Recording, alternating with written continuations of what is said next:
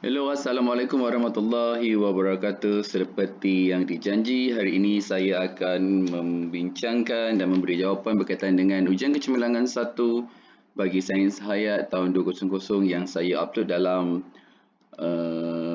Facebook bimbingan saya. So, boleh dapatkan soalan ini dalam laman Facebook yang saya sediakan. Anda boleh dapatkan di sini untuk download soalan, manakala jawapannya yang saya masukkan sekarang adalah berada di YouTube saya di sini, so boleh subscribe berdasarkan daripada URL yang diberi. Okey, tanpa lengah masa, kita terus discuss dengan jawapan bagi soalan kertas 1. Okey, so kalau kita lihat soalan kertas 1 seperti soalan kertas yang diberi, kita dapati bahawa dia kata buah-buah yang disimpan dalam peti sejuk tidak mudah ditumbuhi kulat. Mengapa? Jadi ini adalah soalan dia tanya sebab mengapa disebabkan oleh mikroorganisma menjadi kurang aktif pada suhu yang rendah. Jawapan nombor 1 ialah D. Nombor 2, maklumat di bawah merupakan label yang ada pada sejenis makanan. So ini dibagi penerangan tentang label tersebut. Dan kita tengok di sini ada bakteria Lactobacillus. So bakteria Lactobacillus digunakan dalam yogurt. Okay, next. Yang ketiga, beberapa orang murid telah dikejarkan di hospital selepas makan di satu gerai makanan. Mereka mengalami tanda-tanda. Okey, so disebutkan tanda-tanda yang dialaminya. Dan dia tanya tentang apakah penyakit. So ini adalah soalan pengetahuan. Maka soalannya adalah keracunan makanan. Okey, next. Kita pergi kepada soalan yang keempat. Ini menunjukkan adalah vaksin dan antibiotik. Kalau vaksin dan antibiotik tujuannya adalah untuk menghalang pertumbuhan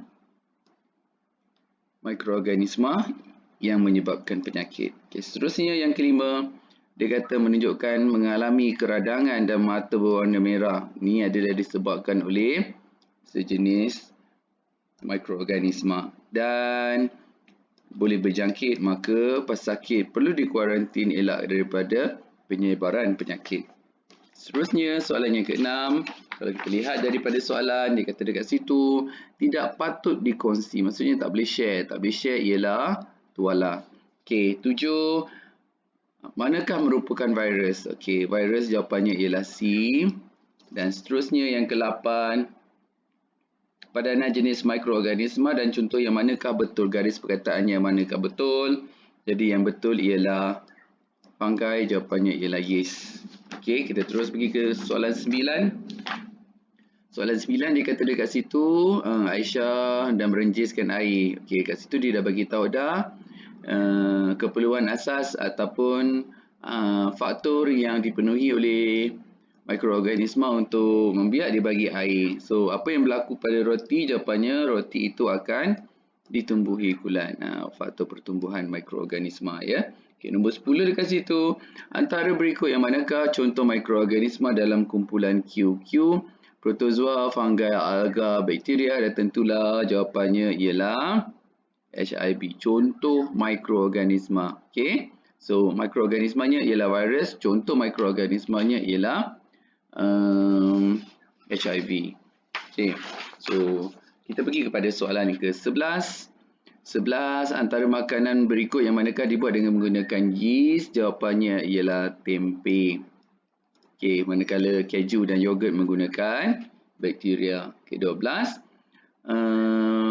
Berlaku pada dough kemudian dia kembang. Ini menunjukkan bahawa mikroorganisma bernafas atau mikroorganisma yeast breathe. 13, apakah jenis mikroorganisma dikelaskan berbentuk dan sebagainya. Ini merujuk kepada bakteria. Kita tengok dia tentang ciri-ciri asas bakteria. Okey, seterusnya 14, ini menunjukkan mammoth. Okey, dia kata dekat situ, apakah penyebab utama bahawa haiwan ini pupus? Mammoth pupus disebabkan oleh perubahan iklim yang mendadak. Seterusnya 15, dia kata yang manakah diancam? Diancam maksudnya hampir pupus. Maka jawapannya ialah D. 16, dia bagi tahu dekat situ, berikut manakah tumbuhan? Tadi kalau haiwan, sekarang tumbuhan yang terancam. D. D merujuk kepada pokok bakau. Okey. Sorry. Saya salah yang ni. Dia kata dekat situ kecuali. Okey. So, kecuali ialah paku pakis. Jawapannya ialah B. Yang lain tu semua adalah yang terancam seperti Rafflesia, seperti periuk kera, seperti pokok bakau. Jadi yang terancam jawapannya ialah D. Okay, seterusnya kita pergi lihat soalan ke-17. Ini adalah merujuk kepada panda. Dia kata kat situ, apakah sebab utama haiwan tersebut diancam kepupusan? Sebab utama panda pupus disebabkan oleh kata kat situ, panda pupus disebabkan oleh kekurangan makanan akibat kawasan hutan berkurangan. Okey, apakah yang dimasukkan dengan spesies yang terancam? Ini adalah soalan berkaitan dengan istilah. Maka jawapannya ialah B. Dan seterusnya 19, manakah langkah-langkah mengatasi isu? Langkah-langkah mengatasi kepupusan hidupan. Langkahnya P betul dan juga S betul. Maka jawapannya P dan S ialah C. Okay, seterusnya kita pergi kepada soalan yang berikutnya, soalan 20.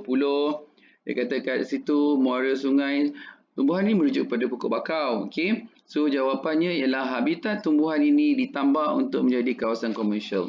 Ini agak susah sikit lah, terutama murid di bandar. Okay, 21. Antara berikut yang manakah tujuan mewartakan hutan simpan? Garis perkataan mewartakan hutan simpan. Tujuan mewartakan hutan simpan adalah C, untuk mengelakkan habitat haiwan dan tumbuhan untuk musnah. Okey, so 22 jawapannya ialah apakah yang berlaku antara berikut yang manakah boleh dikaitkan dengan maklumat di atas penerokaan hutan dan sebagainya? Maka spesies haiwan atau spesies hidupan itu akan terancam. Okay. Seterusnya kita pergi kepada soalan 23. Soalan 23 dia bagi tahu dekat situ, haiwan manakah yang dapat mewakili P? P panda orang hutan. Panda orang hutan adalah yang terancam, manakala burung dodo kuangga adalah merupakan spesies yang telah pupus. Okey, yang ini telah pupus, yang ini adalah terancam. Okey, so kita tengok dekat sini. Terancam dan telah pupus, maka jawapan yang tepat adalah P, tapir dan memot. Okay, 24 menunjukkan haiwan yang bertelur di kawasan pantai. Kemudian apakah faktor yang mengancam? Jawapannya ialah C, telurnya dikutip. Okay, 25, apakah yang dimaksud? Dah soalan berkaitan dengan istilah pemeliharaan. Pemeliharaan bermaksud mengembalikan spesies kepada keadaan yang asal. Okey, 26, kita lihat soalan 26. Apakah maksud? Sekali lagi soalan berkaitan dengan maksud, interaksi hubungan antara hidupan. Okey, 27 menunjukkan 4 jenis haiwan hidup secara berkumpulan, garis perkataan berkumpulan, so singa dan juga gajah. Jawapannya P dan S. Untuk jawapan P dan S ialah B. Seterusnya 28, pokok dedalu tumbuh pada batang sepokok rambutan. Dedalu adalah parasit. So jawapan dekat situ ialah parasitism. Okey, seterusnya 29, antara berikut yang manakah bukan faktor bagi interaksi antara hidupan? Faktornya adalah udara. Okey, dia tak bersaing untuk mendapatkan udara. Okey, kita pergi kepada soalan yang berikutnya, soalan 30. Dia kata menunjukkan pokok yang bertumbuh tinggi dalam hutan hujan tropika. Okey, apakah faktor persaingan? Persaingan kalau tinggi dengan rendah, maksudnya dia bersaing untuk mendapatkan cahaya matahari. Okey, 31 menunjukkan jerung dari mora. So antara berikut yang manakah ciri bagi interaksi? Jawapannya ialah C. Haiwan X mendapat faedah tetapi haiwan Y tidak mendapat faedah ataupun tidak mendapat kerugian. 33, kita lihat soalan berikutnya. Dalam satu bekas yang penuh dengan ikan dalam akuarium kecil, ikan itu menjadi lemah satu persatu. Ini adalah merupakan pemerhatian dia. So dia kata antara berikut yang manakah dapat mengatasi masalah ini? Jadi cara nak mengatasinya ialah memindahkan beberapa ekor ikan ke dalam akuarium yang lain. Ini soalan dah biasa dalam soalan UPSR. Seterusnya soalan nombor 33. Soalan 33 dia kata antara berikut yang manakah bukan faktor? Garis perkataan bukan faktor. So bukan faktor adalah persaingan. Okey. Itu contoh 34. Apakah yang dimasukkan dengan simbiosis? Ini adalah soalan istilah yang keempat. Maka jawapannya ialah B, hubungan rapat antara dua atau lebih daripada hidupan. Okay, kita pergi kepada soalan 35. Soalan 35 merujuk kepada gambar sekumpulan gajah. Okey, daripada soalan, apakah kelebihan cara hidup? Jadi dia cari kebaikan dari cara hidup itu, maka kita dapati bahawa gajah dapat melindungi diri ketika kehadiran musuh, terutama anak gajah.